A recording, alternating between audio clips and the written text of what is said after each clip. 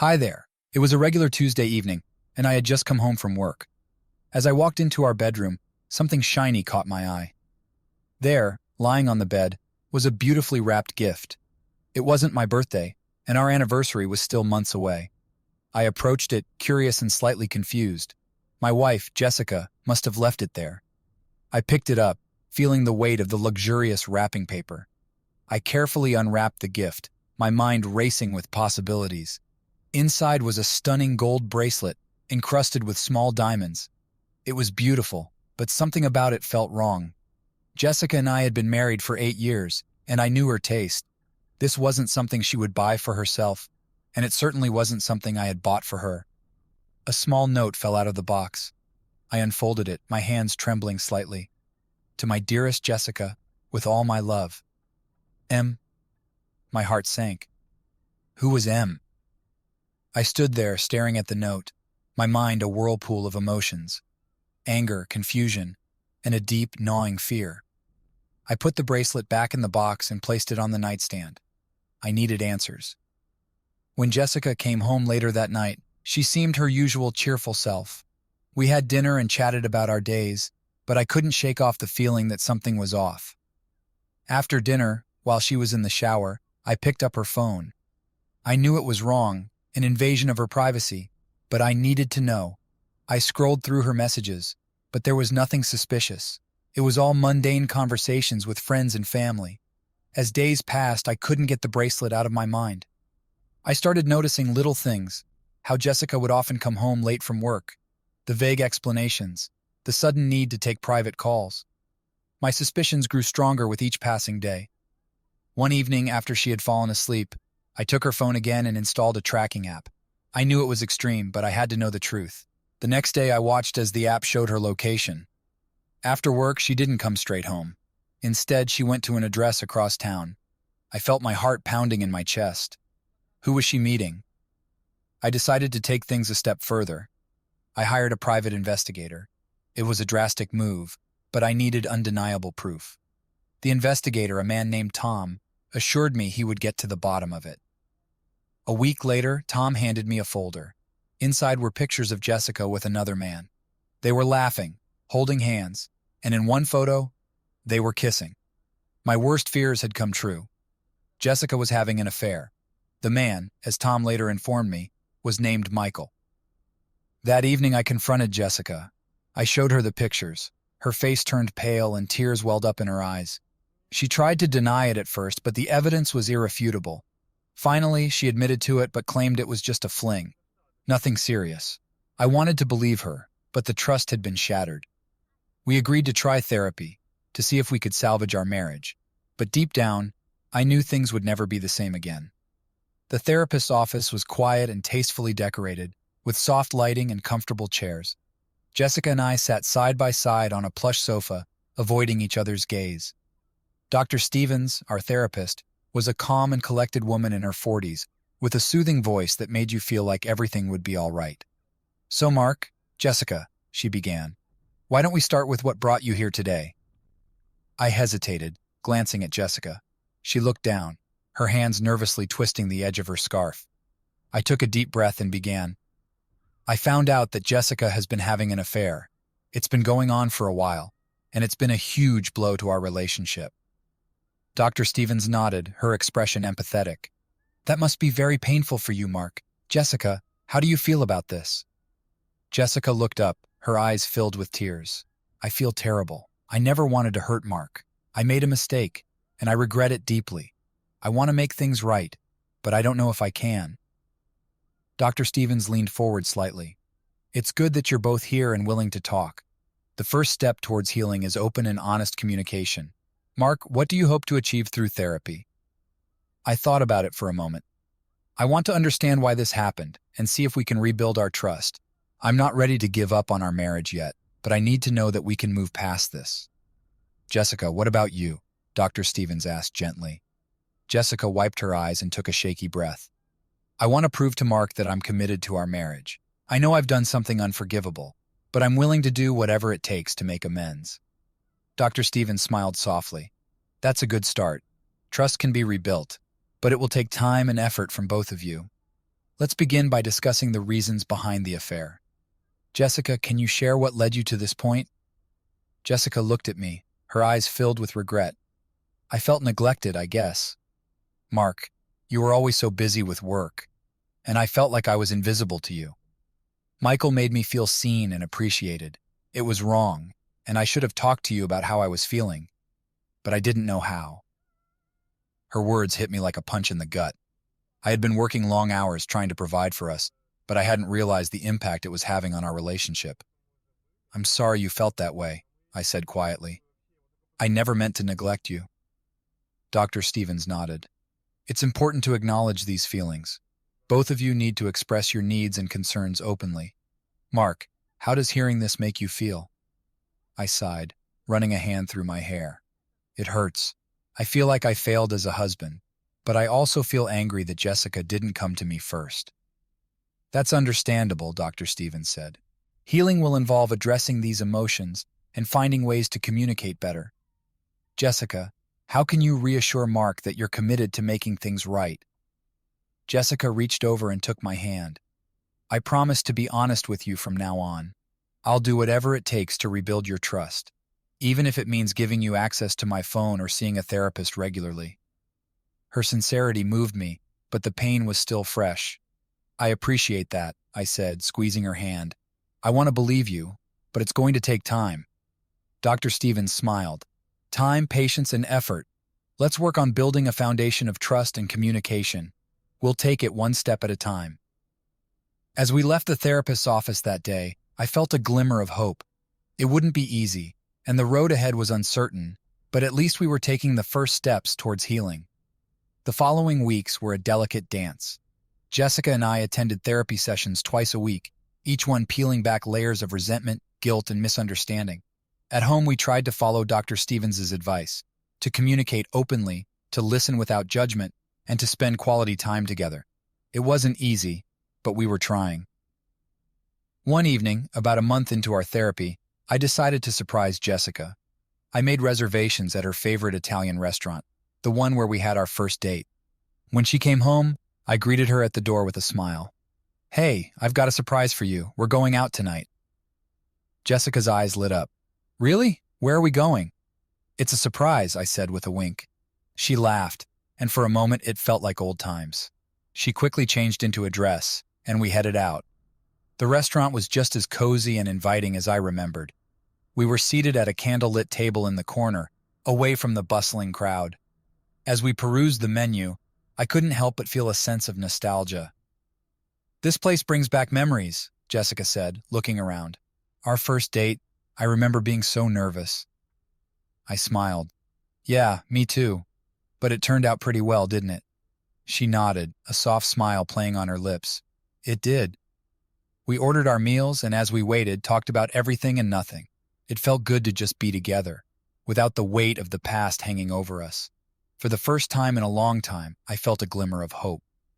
After dinner, we took a walk through the park nearby. The night was cool and clear, the stars twinkling above. We strolled hand in hand, talking about our future, our hopes, and our dreams. It was a moment of peace, a fragile reprieve from the turmoil we had been through. But as we walked, a nagging thought kept creeping into my mind. The trust between us was still fragile, and I couldn't shake the feeling that I needed to know more about Michael. Who was he? Why had he come into our lives? Jessica, I began, stopping by a bench. Can we talk about Michael? She tensed, her grip on my hand tightening. What about him? I need to know more. Who is he? Why did you… Jessica sighed, sitting down on the bench. I joined her, waiting for her to speak. He's someone I met at work, she said quietly. He's charming, confident, and he made me feel special. I was lonely, Mark. You were always so busy, and I felt like I was disappearing. Michael was a distraction, a way to escape the emptiness.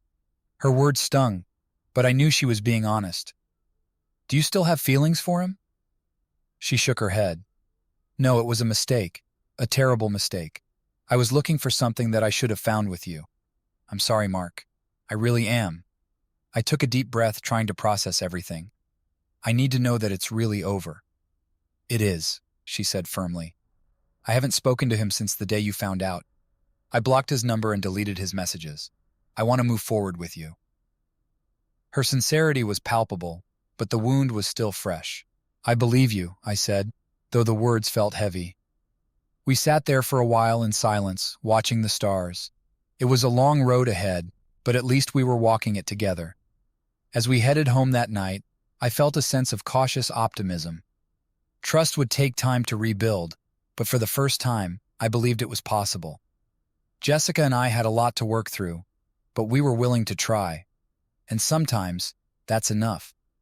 Life slowly began to resemble something closer to normal. Jessica and I found a rhythm in our new routine: therapy sessions, date nights, and honest conversations. I started coming home earlier from work, making a conscious effort to show Jessica she mattered to me. There were moments of laughter and genuine connection, moments that made me believe we could truly heal. One Friday evening, after a particularly productive week at work, I decided to surprise Jessica with a weekend getaway. I booked a cabin in the mountains, a place where we could disconnect from the world and focus on each other. When I told her about the trip, her eyes sparkled with excitement. "That sounds amazing, Mark. I can't wait," she said, hugging me tightly. We packed our bags and left early Saturday morning, driving through winding roads as the sun rose, painting the sky with hues of pink and orange. The cabin was secluded, surrounded by towering pine trees and a serene lake. It was perfect. We spent the day hiking, enjoying the crisp mountain air and the breathtaking views. Jessica seemed genuinely happy, and for the first time in months, I felt a sense of peace. That evening, we sat by the fireplace, sipping wine and talking about our future. We made plans, discussed dreams we had set aside, and rekindled the love that had brought us together in the first place. As the night grew late, we decided to call it a day. We climbed into bed, exhausted but content. Jessica fell asleep almost instantly, but I lay awake, staring at the ceiling, my mind replaying the events of the past few months. Trust, I reminded myself, was a fragile thing. It could be rebuilt, but it would take time and patience. Just as I was about to drift off to sleep, Jessica's phone buzzed on the nightstand. I hesitated, my heart pounding in my chest. I reached for it, telling myself it was probably nothing, but when I saw the name on the screen, my blood ran cold. It was Michael. I unlocked her phone with trembling hands and opened the message. Asterisk, asterisk, Michael. Asterisk, asterisk. "I miss you, Jess. Can we talk?" My mind raced, 1,000 thoughts and emotions crashing down on me. She had said it was over. She had promised. I felt a surge of anger and betrayal, but I knew I had to stay calm. I needed to understand what was happening. The next morning, I decided to confront Jessica. I couldn't keep this bottled up inside. "Jessica, we need to talk," I said, my voice steady despite the turmoil inside. She looked at me, a flicker of worry crossing her face. "What's wrong?" I handed her the phone, showing her the message. "Explain this." Jessica's face went pale. She opened her mouth to speak, but no words came out. She looked away, tears welling up in her eyes. "I thought it was over," I said, trying to keep my voice calm. "You promised me it was over." "It is," she said, her voice barely above a whisper. "I haven't responded to him. I didn't know how to tell you that he was still trying to contact me." "You should have told me," I said, the hurt evident in my voice. "How am I supposed to trust you if you keep hiding things?" "I'm sorry, Mark," she said, tears streaming down her face. "I didn't want to hurt you. I thought if I ignored him, he would go away." I took a deep breath, trying to process everything. "I need to know that you're committed to this, Jessica. If he contacts you again, you have to tell me. No more secrets." "I promise," she said, her voice trembling. "I promise. I'll tell you everything." We spent the rest of the weekend in a tense silence, the weight of the situation hanging over us like a dark cloud. The drive home was quiet, both of us lost in our own thoughts. The fragile peace we had found was shattered, replaced by a deep, gnawing doubt. Back at home, I immersed myself in work, trying to keep my mind off the situation. Jessica and I continued therapy, but the sessions felt strained, the trust between us hanging by a thread. Every time her phone buzzed, my heart would skip a beat, the fear of finding another message from Michael ever present. The illusion of progress had been just that, an illusion. We were back at square one, the path to healing more uncertain than ever. But despite everything, I couldn't bring myself to give up.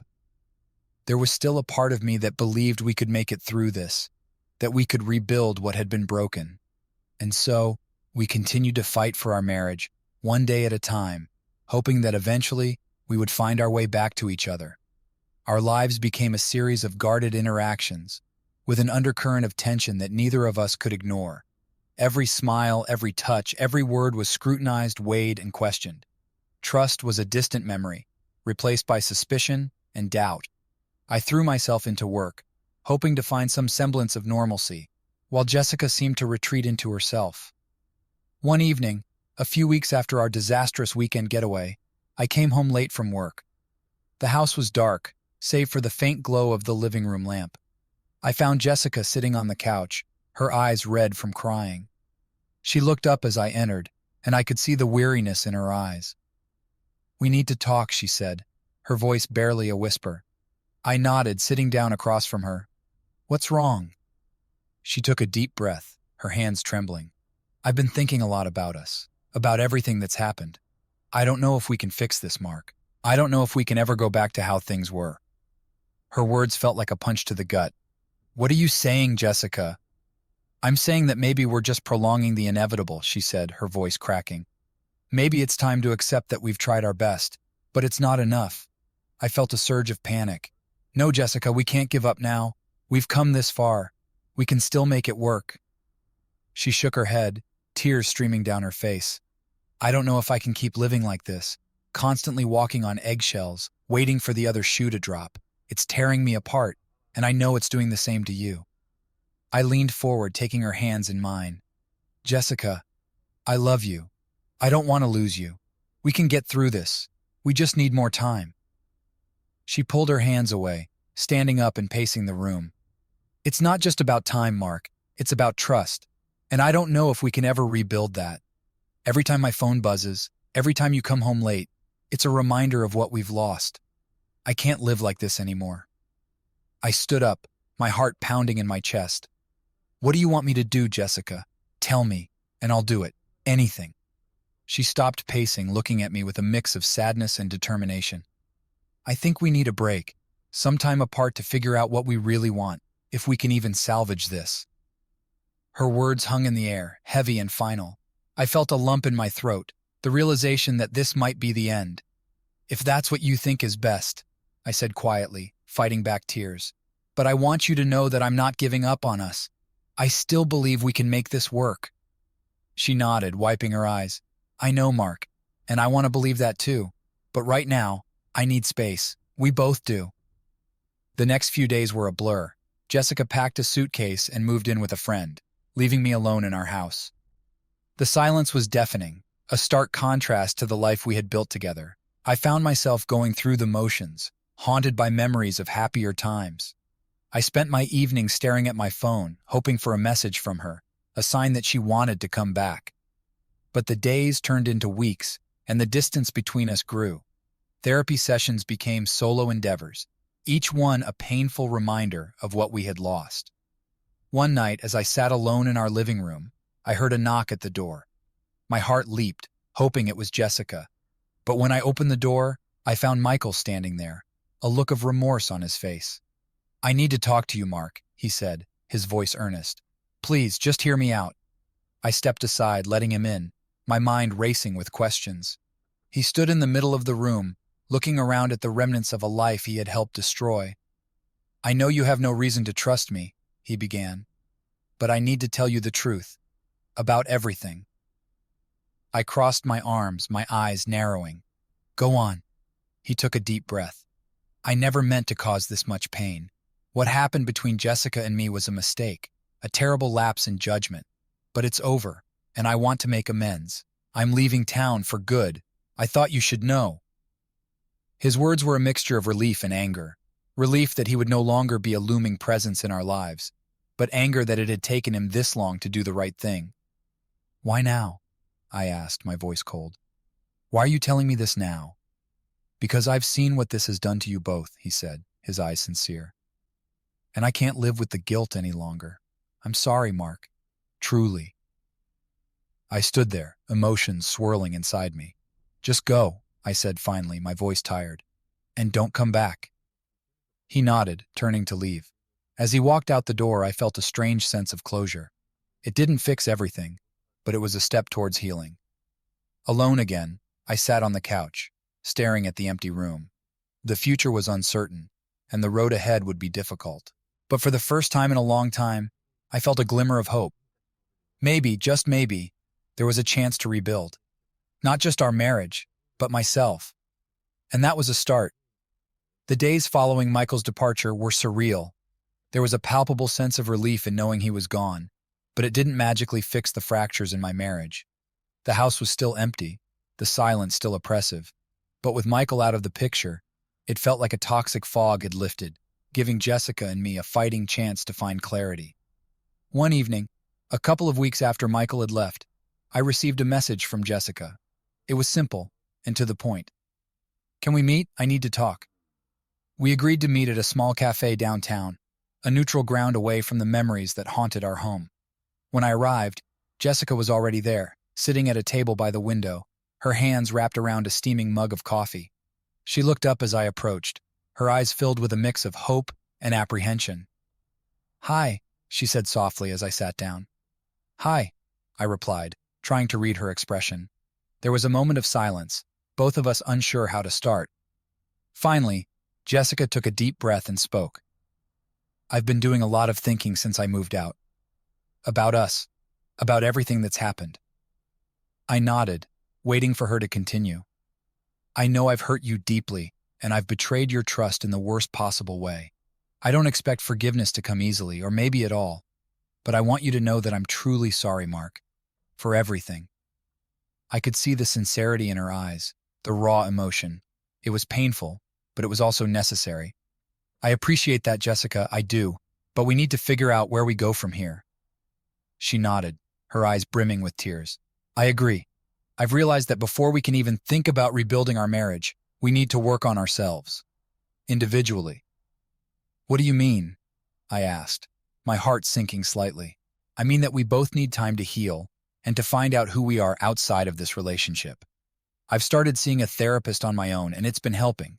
I think you should consider doing the same." Her suggestion made sense, even though it hurt to hear. "I've been thinking about that too. There's a lot I need to work through." Jessica reached across the table and took my hand. "I love you, Mark. I always will. But I think we need to take some time apart, not just physically, but emotionally, to heal, to grow, and to figure out what we really want." I squeezed her hand, feeling a mix of sadness and relief. "I love you too, Jessica. And if this is what we need to do to have a chance at a future together, then I'm willing to try." We spent the rest of the evening talking about our plans, our goals, and our fears. It was a difficult conversation, but it was also cathartic. We agreed to take a break from our marriage, to focus on ourselves, and to seek therapy individually. We set a tentative time frame, 6 months, during which we would have minimal contact, except for necessary discussions about finances and other practical matters. The next morning, I woke up with a strange sense of purpose. It was as if the conversation with Jessica had given me permission to focus on myself, to address the pain and confusion that had been festering inside me. I called a therapist and scheduled my first appointment, determined to confront the issues that had been plaguing me. Therapy was a challenging but enlightening experience. I began to understand the root causes of my insecurities and the patterns of behavior that had contributed to the breakdown of my marriage. It was painful to confront these truths, but it was also empowering. Each session brought me closer to understanding myself and my needs. During this time, I also reconnected with old friends and hobbies that I had neglected. I started going to the gym regularly, finding solace in the physical exertion. I picked up my guitar again, something I hadn't done in years, and found a creative outlet for my emotions. Slowly but surely, I began to feel more like myself again. Jessica and I kept our distance, respecting the boundaries we had set. There were moments when I missed her terribly, when I wanted to pick up the phone and hear her voice. But I knew that this time apart was necessary, that it was the only way we could truly heal. As the 6-month mark approached, I found myself reflecting on the journey we had both undertaken. It hadn't been easy, but it had been transformative. I felt stronger, more self-aware, and more capable of facing the future. whatever it might hold. One evening, as I was sitting on the porch, my phone buzzed with a message from Jessica. It was simple, just like before. "Can we meet? I think it's time." We agreed to meet at the same cafe where we had had our last conversation. As I walked in, I saw her sitting by the window, just like before. This time, though, there was a different energy between us. We had both changed, grown, and healed in our own ways. "Hi," I said, sitting down across from her. "Hi," she replied, smiling. There was a moment of silence, but it was comfortable, not awkward. Finally, Jessica spoke. "I've missed you, Mark." "I've missed you too," I said, feeling a warmth spread through my chest. We talked about our journeys, about what we had learned, and how we had grown. It was clear that we were both in a better place, more aware of our needs and more committed to our own well-being. As we spoke, I felt a renewed sense of hope. "I think we have a real chance, Mark," Jessica said, her eyes shining with determination. "A chance to rebuild stronger and better than before." "I think so too," I said, reaching across the table to take her hand. "Let's take it one step at a time, together." As we left the cafe, walking hand in hand, I felt a sense of peace. The road ahead would still have its challenges, but we were ready to face them, together. We had found clarity, and with it, the strength to rebuild our lives and our love. Jessica and I decided to start anew, taking everything we had learned during our time apart and applying it to our relationship. We agreed to approach this new chapter with patience and open hearts, acknowledging that rebuilding trust would be a gradual process. Our first step was to establish a routine of regular check-ins, moments where we could talk openly about our feelings, concerns, and hopes for the future. We chose Sunday evenings for these discussions, creating a safe space where we could be vulnerable with each other. One Sunday evening, a few weeks after our reunion, we sat on the porch, watching the sunset. The sky was painted in vibrant hues of orange and pink, casting a warm glow over us. I turned to Jessica, feeling a mix of gratitude and apprehension. "How are you feeling about everything?" I asked, breaking the comfortable silence. She looked thoughtful, her eyes reflecting the fading light. "I'm feeling hopeful," she said. "It's not always easy, but I can see the progress we're making. How about you?" I nodded, taking her hand in mine. "I feel the same way. It's been challenging, but I think we're on the right path. I'm grateful for the effort we're both putting in." We talked about the changes we had noticed in ourselves and each other. Jessica shared how her individual therapy sessions had helped her understand her own insecurities and how they had contributed to her actions. She spoke about learning to communicate her needs more effectively and recognizing the importance of honesty in a relationship. I shared my own journey of self-discovery and how therapy had helped me confront my fears and insecurities. I told her about my renewed passion for music and the sense of fulfillment it brought me. We both acknowledged that while we were still healing, we were moving forward in a positive direction. One of the most significant changes we made was to set clear boundaries and expectations. We discussed our triggers and agreed on ways to avoid situations that could lead to misunderstandings. For instance, we decided that if either of us felt neglected or overwhelmed, we would speak up immediately rather than let those feelings fester. Another crucial step was to rebuild our intimacy. It wasn't just about physical closeness, but emotional and mental connection as well.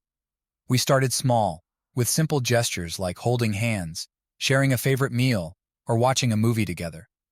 Gradually, we reconnected on a deeper level, finding comfort and joy in each other's presence. One evening, as we sat together on the couch, Jessica turned to me with a serious expression. "Mark, there's something I need to tell you," she said, her voice steady but nervous. I felt a pang of anxiety, but I nodded, encouraging her to continue. "I've been thinking a lot about Michael," she said, her eyes searching mine for a reaction. I realized that part of what drew me to him was the attention and validation I felt I was missing from our relationship. It doesn't excuse what I did, but I understand it better now. I want you to know that I've truly moved on from that chapter of my life. He's in the past, and I'm focused on our future. Her honesty was a balm to my lingering doubts. I squeezed her hand, feeling a sense of closure. "Thank you for telling me, Jessica. It means a lot. I'm focused on our future, too." We continued to make time for our individual pursuits as well, ensuring that we maintained a healthy balance between togetherness and independence. Jessica resumed her yoga classes, finding peace and clarity through her practice. I spent time with my guitar, composing songs that expressed the emotions and experiences of our journey. One Saturday, we decided to visit the cabin in the mountains where we had attempted to reconnect months earlier. This time, the atmosphere was different. We were not seeking to escape our problems, but to celebrate our progress and solidify our bond. We spent the weekend hiking, talking, and simply enjoying each other's company. One evening, as we sat by the fireplace, Jessica pulled out a small journal. "I've been writing letters to you," she said, handing it to me. Letters I never sent, but ones that helped me process my thoughts and feelings. I took the journal, feeling a lump in my throat.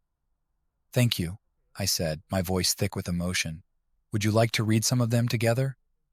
She nodded, and we spent the next hour reading her letters. They were raw and honest, filled with love, regret, and hope. It was a cathartic experience for both of us, bringing us even closer. As the months passed, we continued to rebuild our life together. Our communication improved, our trust deepened, and our love grew stronger. We learned to appreciate the little things, to cherish the moments of joy and connection that once seemed so fragile. One evening, as we were cooking dinner together, Jessica looked at me with a smile. "Do you remember the first time we cooked this meal?" she asked, stirring the sauce. I laughed, recalling the memory. Yes, it was a disaster. We burned the pasta, and the sauce was too salty. "But we had fun," she said, her eyes twinkling. "And we learned from it, just like we're learning now." I wrapped my arms around her, feeling a profound sense of contentment. Exactly. We're stronger now because of everything we've been through, and I wouldn't trade that for anything. Jessica leaned into me, her head resting on my shoulder. "I love you, Mark. Thank you for believing in us, even when things seemed impossible." "I love you too, Jessica," I said, kissing her forehead. "And I always will. This is just the beginning of our new chapter." Together we finished cooking dinner, savoring the moment and the journey that had brought us here. It was a testament to our resilience, our commitment, and our love. We had faced the darkest of times and emerged stronger, ready to embrace whatever the future held. As we sat down to eat, I felt a deep sense of gratitude for the woman sitting across from me. Jessica had been my greatest joy, my deepest sorrow, and now my partner in a renewed journey of love and trust. The road ahead would undoubtedly have its challenges, but we were ready to face them together, hand in hand, hearts aligned. And so our story continued, not as a tale of betrayal and brokenness, but as a testament to the power of forgiveness, the strength of love, and the beauty of second chances. With the foundation of our renewed relationship growing stronger, Jessica and I embraced our future with cautious optimism. We were more attuned to each other's needs, and the commitment to open communication became the cornerstone of our lives. It wasn't always easy, but we faced challenges head-on, determined to navigate this new beginning together. One sunny afternoon, a few months after our weekend at the cabin, Jessica and I decided to take a walk through the park near our home. It had become a favorite activity of ours, a time to unwind and talk without distractions. As we strolled hand in hand, Jessica turned to me with a thoughtful expression. "Mark, I've been thinking about something," she began, her tone serious but gentle. "What's on your mind?" I asked, squeezing her hand. "I think it's time we consider moving to a new place, somewhere that doesn't hold so many painful memories," she said, looking at me hopefully. The idea of moving had crossed my mind too. Our home was filled with reminders of our struggles, and while it had seen us through some of our best moments, it also held the weight of our darkest times. "I've thought about that too," I admitted. "A fresh start in a new place could be exactly what we need." We spent the next few weeks exploring different neighborhoods, looking for a place that felt right for us. It was exciting to envision our future in a new home, one where we could build new memories and leave the past behind. After several visits, we found a charming house with a beautiful garden and plenty of natural light. It felt like a sanctuary, a place where we could continue to heal and grow together. As we settled into our new home, we made a conscious effort to create a space that reflected our renewed commitment to each other. We decorated with photos of happy moments, filled the rooms with things that brought us joy, and set up a cozy corner for our Sunday evening check-ins. One evening, as we were unpacking the last of our boxes, Jessica found an old photo album. She sat down on the living room floor, flipping through the pages. "Look at this," she said, showing me a picture of us from our early days together. We were laughing, carefree, and full of love. I sat down beside her, smiling at the memories. "We were so young," I said, shaking my head. "We've come a long way since then." Jessica nodded, her eyes misty. "We have, and we've grown so much. I'm proud of us, Mark." "Me too," I said, wrapping my arm around her. "We've been through a lot, but we're stronger now, and I wouldn't trade our journey for anything." As we continued to build our life in our new home, we also made an effort to strengthen our connections with friends and family. We hosted dinners, attended gatherings, and opened up about our experiences. Sharing our story was therapeutic, and it helped us to feel less isolated in our struggles. One afternoon, Jessica and I decided to visit her parents. They had been supportive throughout our ordeal, offering advice and a listening ear whenever we needed it. As we sat in their cozy living room, Jessica's mother looked at us with a warm smile. "You two seem different," she said, her eyes twinkling with approval. "Happier, more at peace." "We are," Jessica replied, glancing at me. "We've worked hard to get here, and it feels good." Her father nodded, his expression serious. "Relationships take work, and you've shown that you're willing to put in the effort. We're proud of you both." Their words meant a lot, a validation of the journey we had undertaken. We left their house that evening feeling uplifted and grateful for the support we had. One evening, as we were having dinner on our new porch, Jessica looked at me with a thoughtful expression. "Mark, there's something I've been wanting to talk about," she said, her voice hesitant. "What's on your mind?" I asked, sensing the importance of her words. "I've been thinking about the future, about what we want," she said, taking a deep breath. "I know it's still early, but have you thought about starting a family?" The question caught me off guard. It was something we had talked about before, but in light of everything that had happened, it had been pushed to the back of our minds. I took a moment to gather my thoughts. "I have thought about it," I admitted. "And I want that, Jessica. But I think we need to make sure we're ready, that we've healed enough to take that step." She nodded, her eyes filled with understanding. "I agree. I just wanted to know where you stood. We can take our time and make sure we're both in a good place before we make any big decisions." We continued to talk about our hopes and dreams, feeling a renewed sense of purpose.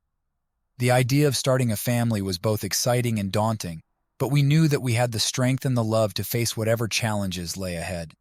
As the months passed, our relationship continued to flourish.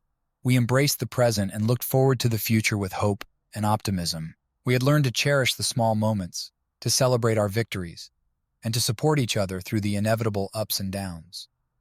One evening, as we sat on the porch watching the sunset, Jessica turned to me with a smile. "Do you remember the first time we watched the sunset together?" she asked. I smiled, recalling the memory. "I do. We were on our first vacation together, sitting on the beach. And you promised me that we would watch many more sunsets together," she said, leaning her head on my shoulder. "I did," I said, wrapping my arm around her, "and I meant it. Here's to many more sunsets, Jessica, together." We sat there in comfortable silence, watching the sky change colors. It was a reminder of how far we had come and how much we had to look forward to. Our journey was far from over, but we were ready to face it together, hand in hand, hearts aligned. And so our story continued, not as a tale of betrayal and brokenness, but as a testament to the power of love, forgiveness, and the beauty of new beginnings. Life settled into a comfortable rhythm, and Jessica and I found ourselves more connected than ever. Our Sunday evening check-ins became a cherished ritual, a time to reflect on our growth and dreams. We had rebuilt a solid foundation, and with it came the confidence to consider the next chapter of our lives, starting a family. It was a warm spring evening when Jessica and I revisited the conversation about having children. We were sitting on our porch, enjoying the gentle breeze and the scent of blooming flowers. Jessica looked at me, her eyes filled with hope and excitement. "Mark, I've been thinking a lot about our last conversation," she began, her voice steady. "I feel like we're ready. We've come so far, and I think it's time we start our family." I reached for her hand, squeezing it gently. "I've been thinking about it too," I admitted. "And I agree. I think we're ready for this new adventure." We spent the next few weeks preparing ourselves mentally and emotionally for the journey ahead. We read books, attended parenting classes, and talked extensively about our hopes and fears. It was an exciting and daunting time, but we faced it together, united in our desire to build a loving and supportive environment for our future child. A few months later, on a crisp autumn morning, Jessica took a pregnancy test. I waited anxiously outside the bathroom, my heart pounding with anticipation. When she emerged, her eyes brimming with tears of joy, I knew the result without her having to say a word. "We're going to be parents," she whispered, her voice filled with wonder. I pulled her into my arms, tears of happiness streaming down my face. "We're going to be parents," I repeated, feeling a surge of overwhelming love and gratitude. The following months were a whirlwind of preparations and excitement. We transformed a room into a cozy nursery, painting the walls a soft, soothing color and filling it with everything our baby would need. Friends and family showered us with love and support, and we felt a deep sense of community as we prepared for this new chapter. As Jessica's belly grew, so did our anticipation. We attended every prenatal appointment together, marveling at the tiny heartbeat and the little kicks that reminded us of the life we were bringing into the world. Our bond strengthened as we navigated the joys and challenges of pregnancy, supporting each other every step of the way. One evening, as we were assembling a crib in the nursery, Jessica paused, looking at me with a thoughtful expression. "Mark, I've been thinking about our journey," she said, her voice soft. "All the ups and downs, the pain and the healing. It's made us stronger, hasn't it?" I nodded, setting down the screwdriver and taking her hand. "It has. We've faced so much, but we've come out stronger and more connected. I wouldn't trade any of it for the world." She smiled, her eyes filled with love. "I feel the same way, and I think all of it has prepared us for this moment, for becoming parents. We're ready, Mark." As the due date approached, we found ourselves caught between excitement and nervousness. We had prepared as much as we could, but we knew that nothing could fully prepare us for the reality of parenthood. We embraced the uncertainty, trusting in our ability to face whatever challenges lay ahead. On a chilly winter morning, Jessica went into labor. The drive to the hospital was a blur of anticipation and nervous energy. We held hands tightly, drawing strength from each other. Hours later, after a long and arduous labor, our baby girl was born. The moment we heard her first cry, tears of joy streamed down our faces. "She's perfect," Jessica whispered, cradling our newborn daughter in her arms. I looked at them both, my heart overflowing with love. "She is," I agreed, gently touching our daughter's tiny hand. "Welcome to the world, little one." We named her Emily, a name that held no painful memories, but instead symbolized hope and new beginnings. As we brought her home, our house was filled with a sense of joy and fulfillment. Every sleepless night, every diaper change, every tiny milestone brought us closer together as a family. Parenthood was a journey unlike any other. It was filled with challenges and moments of pure, unfiltered joy. We learned to navigate the sleepless nights and the endless cycle of feedings and diaper changes, finding solace in each other's support and the overwhelming love we felt for Emily. One night, as I rocked Emily to sleep, I looked at Jessica, who was sitting in the rocking chair beside me. "Can you believe we're here?" I whispered, marveling at the little life we had created. She smiled, her eyes filled with contentment. "It's amazing, isn't it? We've come so far, and now we're starting a whole new chapter." "We are," I said, feeling a deep sense of gratitude. "And I'm so grateful to be on this journey with you, Jessica. Thank you for believing in us, for never giving up." "Thank you, Mark," she replied, reaching out to hold my hand, "for your love, your strength, and your unwavering support. We're in this together always." As Emily slept peacefully in my arms, I felt a profound sense of fulfillment. Our journey had been filled with trials and tribulations, but it had led us to this moment of pure joy. We had faced betrayal and heartbreak, but we had emerged stronger, our love deeper and more resilient than ever. Looking at our daughter, I knew that we would continue to face challenges and uncertainties, but we would do so together, with love and determination. Our story was no longer just about us. It was about the family we were building, and the legacy of love and strength we would pass on to Emily. And so, our story continued, not as a tale of betrayal and brokenness, but as a testament to the power of love, forgiveness, and the beauty of new beginnings. We had faced the darkest of times and emerged into the light, ready to embrace the future with open hearts and unwavering love. The transition into parenthood brought a new kind of challenge, one that tested our patience, resilience, and ability to adapt. Emily filled our lives with joy, but the demands of caring for a newborn were immense. The sleepless nights and constant needs of our daughter tested the limits of our endurance. Yet, through it all, we remained a team, supporting each other and finding strength in our shared commitment. One morning, as I stumbled into the kitchen, bleary-eyed from another sleepless night, I found Jessica already there, cradling Emily in her arms. She looked just as exhausted as I felt, but she smiled when she saw me. "Morning," she said softly, careful not to wake Emily. "Morning," I replied, pressing a kiss to her forehead. "How's our little one?" "She finally fell asleep a few minutes ago," Jessica said, her voice tinged with relief. "It was a long night." "I can take her if you want to get some rest," I offered, reaching out for our daughter. Jessica hesitated, then nodded gratefully. "Thank you, Mark. I'll try to catch a nap." As she headed back to bed, I settled into the rocking chair with Emily, feeling a mix of love and exhaustion. Holding her tiny form against my chest, I marveled at how much our lives had changed in such a short time. The weeks turned into months, and we gradually found a rhythm that worked for us. Jessica returned to her yoga practice, finding peace and balance in the moments she could carve out for herself. I continued to play my guitar, using music as a way to unwind and reconnect with my passions. One afternoon, as I was strumming a lullaby for Emily, Jessica joined me in the living room, a thoughtful expression on her face.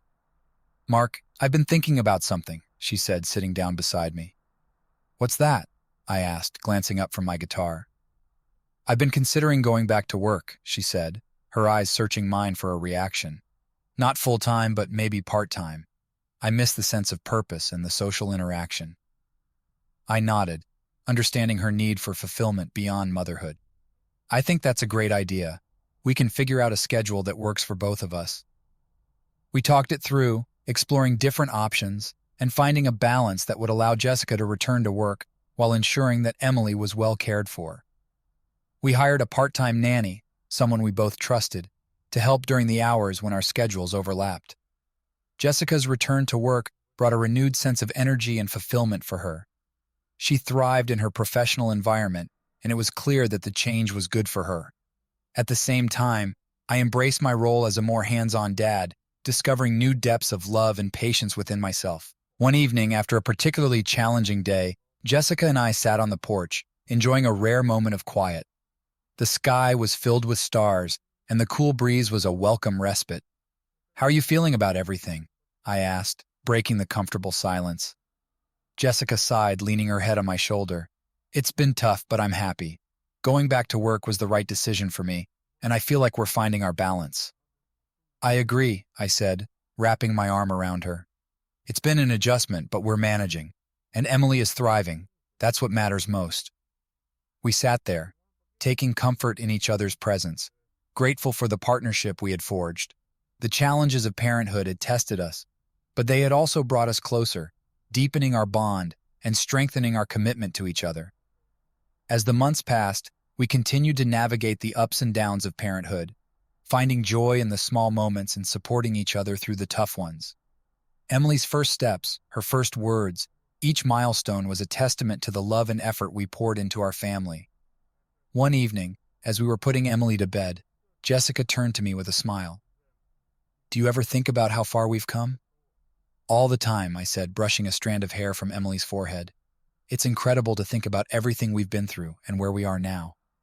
Jessica nodded, her eyes filled with warmth. "I'm so grateful for our journey, Mark, for the love we've built and the family we've created." "Me too," I said, taking her hand. "We've faced so much, but we've come out stronger, and I wouldn't trade any of it for the world." As we stood there, watching our daughter sleep, I felt a deep sense of fulfillment and peace. Our journey had been filled with trials and tribulations, but it had also brought us to this moment of pure joy. We had faced betrayal and heartbreak, but we had emerged stronger, our love deeper and more resilient than ever. Looking at Jessica, I knew that we would continue to face challenges and uncertainties, but we would do so together, with love and determination. Our story was no longer just about us. It was about the family we were building, and the legacy of love and strength we would pass on to Emily. And so, our story continued, not as a tale of betrayal and brokenness, but as a testament to the power of love, forgiveness, and the beauty of new beginnings. We had faced the darkest of times and emerged into the light, ready to embrace the future with open hearts and unwavering love.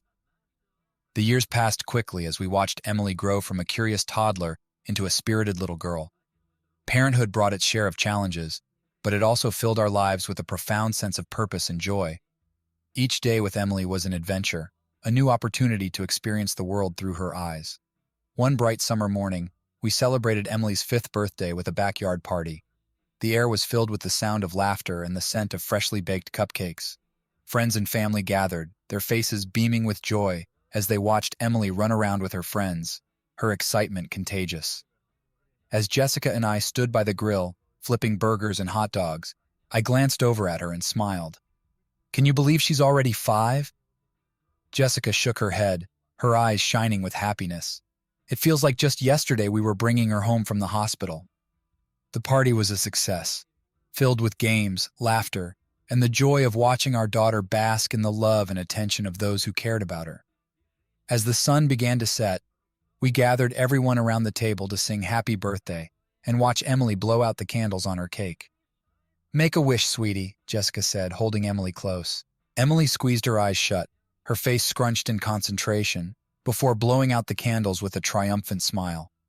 The applause and cheers from our guests filled the air, and I felt a wave of gratitude wash over me. This moment, surrounded by loved ones and celebrating our daughter's growth, was a testament to how far we had come. That evening, after everyone had left and the house was quiet, Jessica and I sat on the porch, reflecting on the day. Emily was sound asleep upstairs, exhausted from the excitement of her party. "It was a perfect day," Jessica said, leaning against me. "It really was," I agreed, feeling a deep sense of contentment. "Emily is so loved. We're lucky to have such wonderful friends and family." Jessica nodded, her eyes distant for a moment. "Do you ever think about everything we've been through? How much we've grown?" "All the time," I said, taking her hand. "We've faced a lot of challenges, but we've come out stronger, and days like today remind me of just how far we've come." We sat there in comfortable silence, enjoying the peacefulness of the evening. The journey to this point had been filled with ups and downs, but it had also brought us moments of profound joy and fulfillment. A few weeks later, we faced another milestone, Emily's first day of kindergarten. The morning was a whirlwind of preparations, with Emily excitedly picking out her outfit and packing her new backpack. Jessica and I shared a mix of pride and anxiety, knowing that this was a significant step in her journey. As we walked Emily to school, her small hand nestled in ours, I felt a surge of emotions. Watching her step into the world, ready to embrace new experiences, was both thrilling and bittersweet. At the school gates, we knelt down to her level, offering words of encouragement and hugs. "You're going to do great, Emily," Jessica said, her voice thick with emotion. "We're so proud of you." Emily smiled, her eyes bright with excitement. "I'm ready, Mommy. I can't wait to meet my new friends." As she joined her classmates and walked into the school, I felt a lump in my throat. Jessica squeezed my hand, her own eyes glistening with tears. "She's growing up so fast," she whispered. "She is," I agreed, my voice choked with pride and a touch of sadness. "But she's ready for this, and so are we." Walking back home, we talked about how much Emily had changed our lives and the joy she brought us.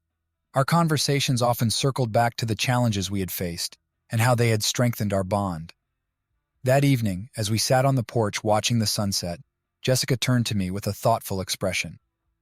"Mark, I've been thinking about everything we've learned through our journey. The importance of communication, trust, and forgiveness. I think we should share our story." I looked at her, intrigued. "What do you mean?" "Maybe we could write a book," she suggested, her eyes sparkling with the idea. "A memoir about our experiences, the challenges we faced, and how we rebuilt our relationship. It might help others going through similar situations." The idea resonated with me. Our story was one of resilience and hope, and sharing it could provide support and inspiration to others. "I think that's a wonderful idea, Jessica. Let's do it." Over the next few months, we dedicated ourselves to writing our story. We spent evenings and weekends poring over old journals, letters, and memories, capturing the essence of our journey.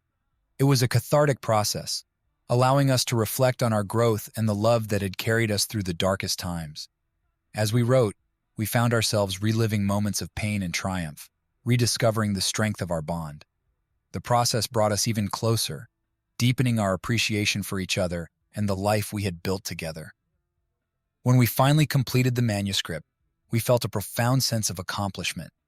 Our story, once a private journey of healing and reconciliation, was now a testament to the power of love, forgiveness, and resilience. One evening, as we sat on the porch with the final draft in our hands, Jessica turned to me with a smile. "We did it, Mark. We've turned our pain into something beautiful." I nodded, feeling a deep sense of pride. "We have, and I hope our story can help others find their way through the darkness." As we watched the sunset, I reflected on the incredible journey we had undertaken. From betrayal and heartbreak to healing and renewal, our story was a testament to the power of love and the beauty of second chances. And so, our story continued, not as a tale of betrayal and brokenness, but as a beacon of hope and resilience. We had faced the darkest of times and emerged into the light, ready to embrace the future with open hearts and unwavering love. Our family was our greatest achievement, and the love we shared was our greatest strength. Together, we faced each new day with gratitude and joy, knowing that our journey had brought us to a place of deep fulfillment and an unbreakable bond. In sharing our story, we hope to offer a message of hope to others, that even in the face of the deepest pain, love and forgiveness could light the way to a brighter, more beautiful future. With the completion of our memoir, Jessica and I found ourselves navigating a new chapter in our lives. Our story, once a private journey, had now become a beacon of hope for others. The response to our book was overwhelming. Readers reached out with heartfelt messages, sharing their own experiences and expressing gratitude for our openness. One crisp autumn morning, as we prepared breakfast, Emily came into the kitchen with a bright smile. "Mommy, Daddy, my teacher wants to know if you can come to school and talk about your book." Jessica and I exchanged surprised glances. "Really? She wants us to speak to your class?" I asked, setting down the spatula. Emily nodded eagerly. "Yes, she said it's important for us to learn about forgiveness and love." Jessica smiled, her eyes sparkling with pride. "We'd love to, sweetheart. We'll talk to your teacher and set it up." A few weeks later, we found ourselves standing in front of a group of wide-eyed kindergartners.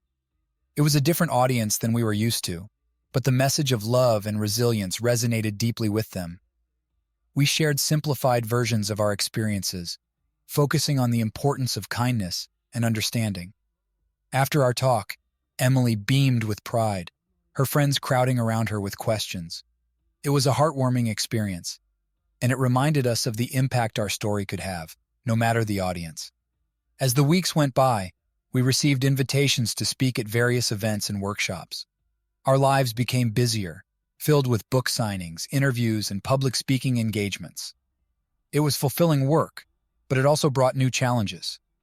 Balancing our newfound roles as authors and speakers with our responsibilities as parents required careful coordination.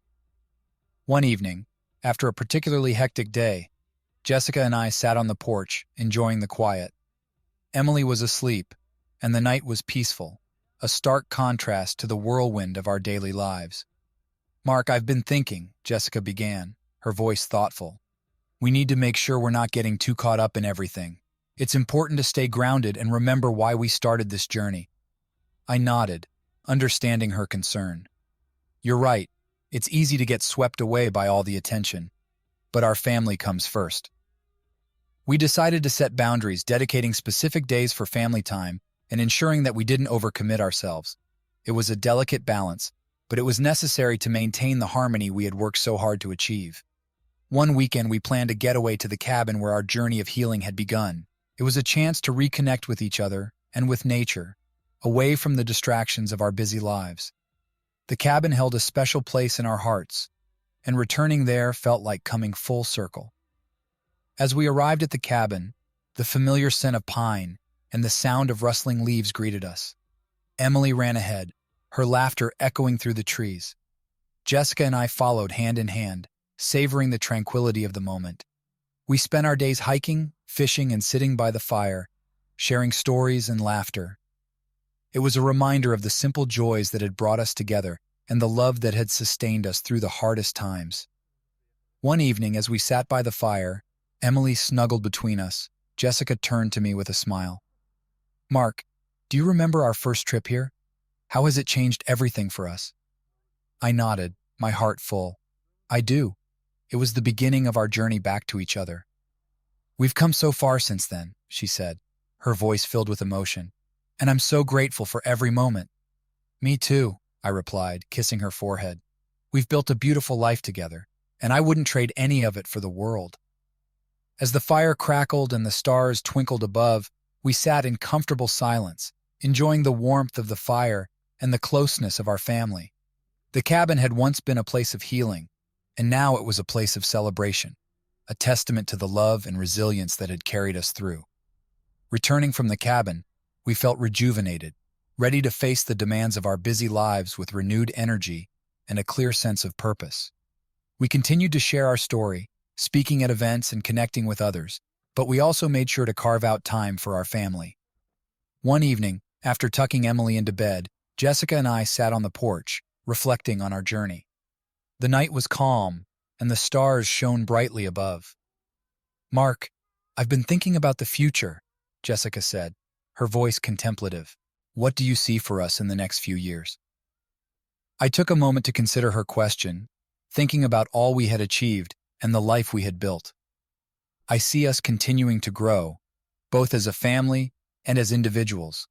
I see us finding new ways to help others and share our message of hope and resilience. And most importantly, I see us staying true to our love and commitment to each other." Jessica smiled, her eyes filled with warmth. "I like that vision, and I know that as long as we're together, we can achieve anything." As we sat there watching the stars, I felt a deep sense of peace and fulfillment.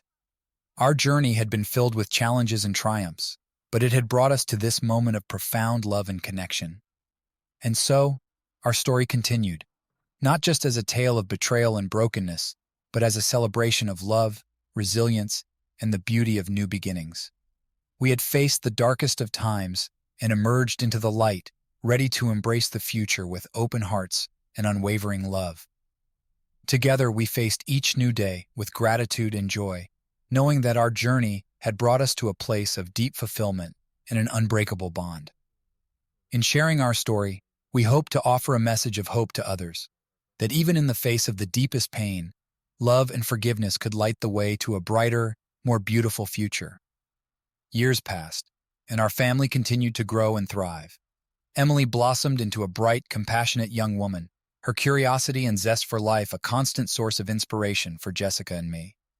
Our journey of love, resilience, and redemption had become a beacon of hope for many, and our lives were filled with purpose and joy. As Emily prepared to leave for college, the reality of how much time had passed began to sink in.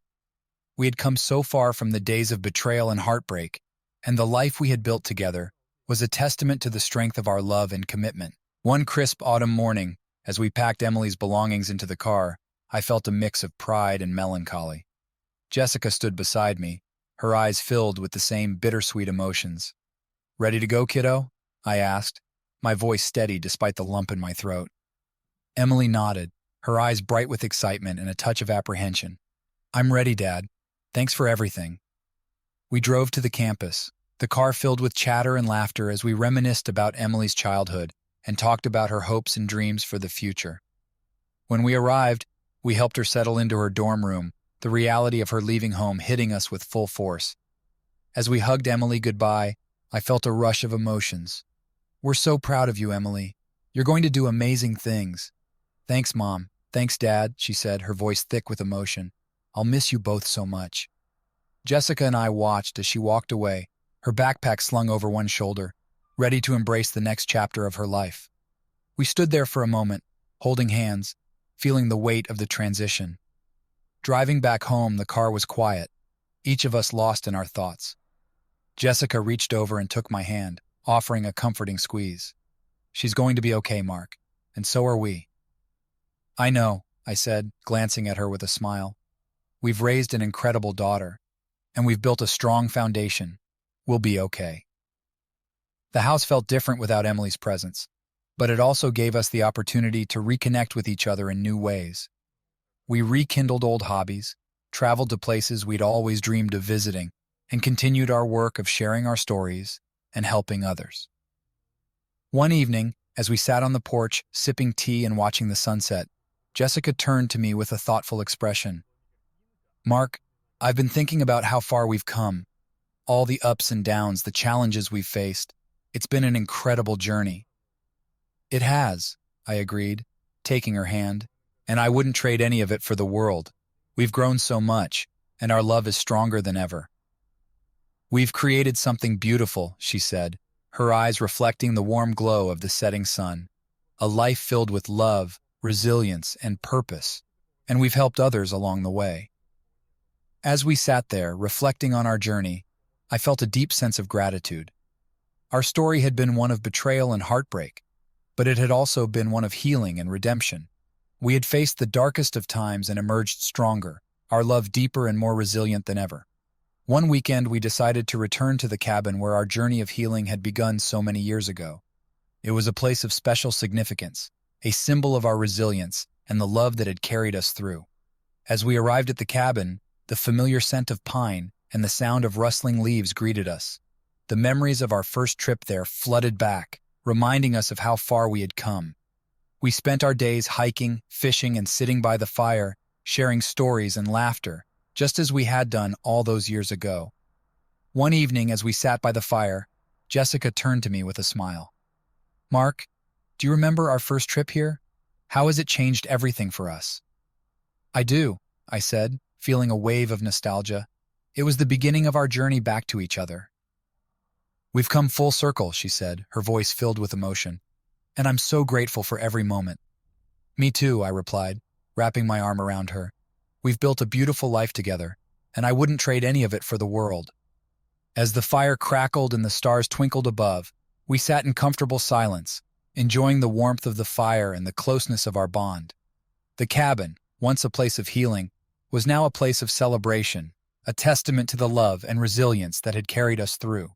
Returning from the cabin, we felt rejuvenated, ready to face the future with renewed energy and a clear sense of purpose. Our journey was not just a story of betrayal and brokenness, but a celebration of love, resilience, and the beauty of new beginnings. Together, we faced each new day with gratitude and joy, knowing that our journey had brought us to a place of deep fulfillment and an unbreakable bond. In sharing our story, we hope to offer a message of hope to others, that even in the face of the deepest pain, love and forgiveness could light the way to a brighter, more beautiful future. Our family was our greatest achievement, and the love we shared was our greatest strength.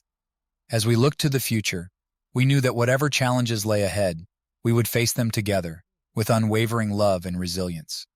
And so, our story continued, not as a tale of betrayal and brokenness, but as a testament to the power of love, forgiveness, and the beauty of new beginnings. We had faced the darkest of times and emerged into the light, ready to embrace the future with open hearts and unwavering love. Subscribe to the channel so you don't miss any new videos.